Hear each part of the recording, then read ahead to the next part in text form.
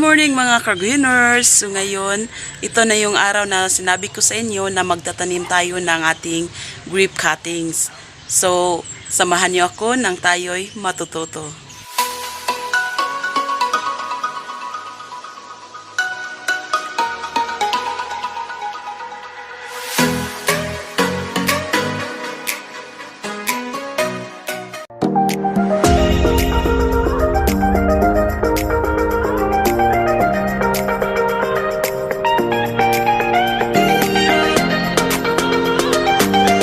Ito yung itsura ng ating na-order na Brazilian grape variety cuttings. So, ibababad lamang natin ito sa tubig para makapagpahinga sa biyahe ang ating mga cuttings. So, ibinababad natin ito sa tubig mga ka-greeners dahil sa layo ng kanyang binabiyahe para makapagpahinga siya o para makapag-absorb ng kaunting moist yung ating cuttings. So, ibababad natin ito ng tubig magdamag. Pagka kinabukasan, so tanim tayo agad para hindi na masira ang ating mga in-order ng mga cuttings. Kaya, see you tomorrow mga ka-greeners sa pagtatanim ng ating Brazilian grape cuttings. So, ito na yung hitsura ng ating cuttings na ibinababad sa tubig magdamag. Ayan. So, ready na siya para itanim. So, meron ako dito mga inihanda na mga kailangan na lupa sa ating cuttings. So, imimix lamang natin na, no? So, ang gustong-gusto ng ubas, lalong-lalo na sa ating mga cuttings, ay hindi siya gusto ng mga tigasin na lupa. Gusto niya yung mabuhaghag. So, meron ako ditong rice hull at saka lupa,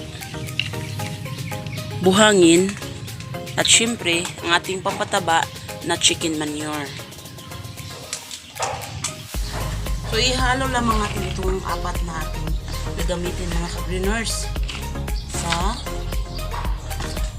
dalawa, tatlo, isang carbonized rice hull, buhangin, isa dito, at chicken manure. So, paghaluin lamang natin ito lahat mga greeners.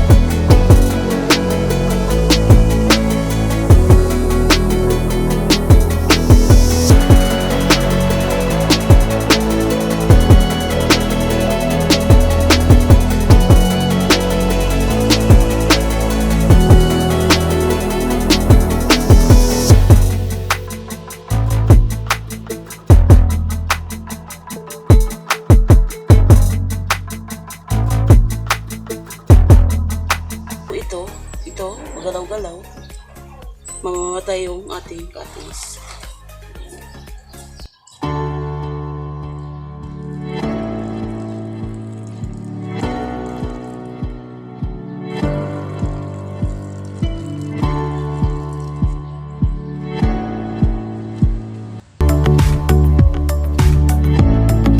Magiging ganito yung itsura ng ating mga bagong tanim.